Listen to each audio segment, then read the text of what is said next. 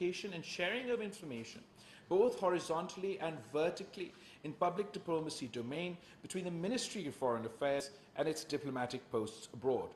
This portal will bring efficiency and transparency in our various public diplomacy initiatives as we add a standardized assessment tool of the qualitative and quantitative impact of public programs across all missions abroad.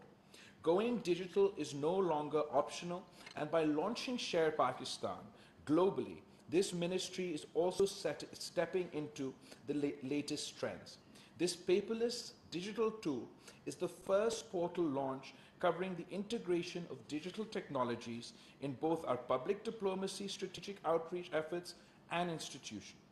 It will be used in diplomacy for outreach decision support, drafting strategic communication, translating foreign policy, and analyzing and analysis of the latest trends.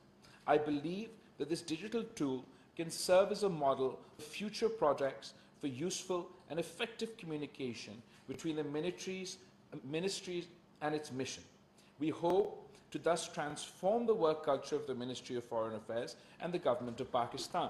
We also hope that this portal will be the first step to simplify or the simplification of communication systems and IT-based solutions in the engagement of the Ministry of Foreign Affairs with the other government departments and facilitate inter-department coordination.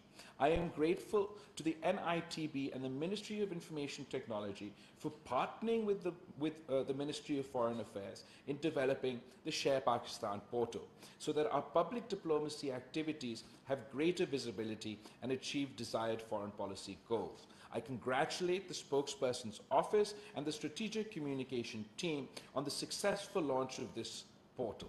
Let's launch Share Pakistan. आप सबका बहुत बहुत शुक्रिया. Thank you.